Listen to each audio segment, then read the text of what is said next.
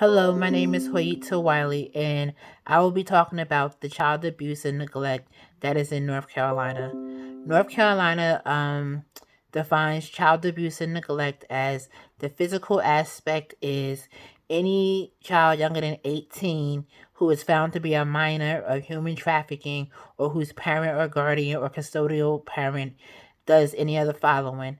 They inflict or allow to be inflicted upon the child a serious injury by other than an accident. They create or allow the child to be substantial risk of serious physical injuries. They allow the child upon cruel and grossly inappropriate procedures to cruel or appropriate inappropriate devices to modify behavior, encourage, directs, or approves of delinquent acts. To the neglect, according to North Carolina, neglect does not provide proper care, supervision, or discipline. They do not provide necessary medical care or remedial care. Also, they allow the child to live in an environment that is injurious to the child's welfare, meaning it's not safe for them to be there. Unlawfully transfer custody of a child under age and places the child for care or adoption in violation of the law. Then we have what is called the sexual abuse of a child in North Carolina.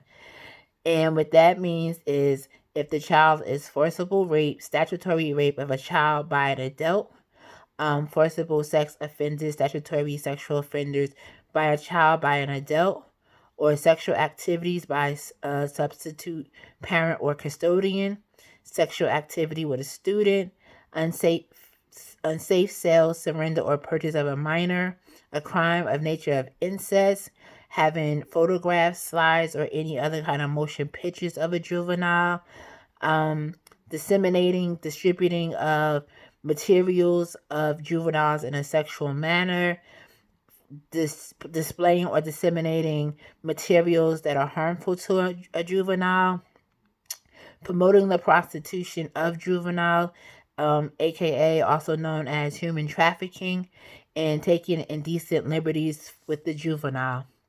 Also, they have what is called emotional abuse.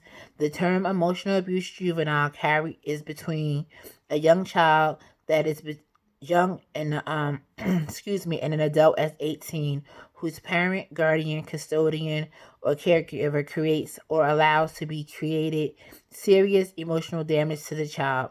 Serious emotional damage is evidenced by a child's severe anxiety, depression, withdrawal, and aggressive behavior towards him or himself. The next question that was asked is, what are some of the signs of child abuse and neglect?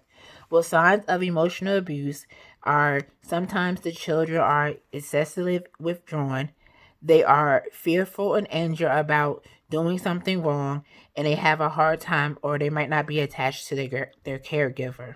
Physical abuse, some of what you might notice with a child is frequent injuries, unexplained bruises, always on alert, shies away from touch, and is scared to go home.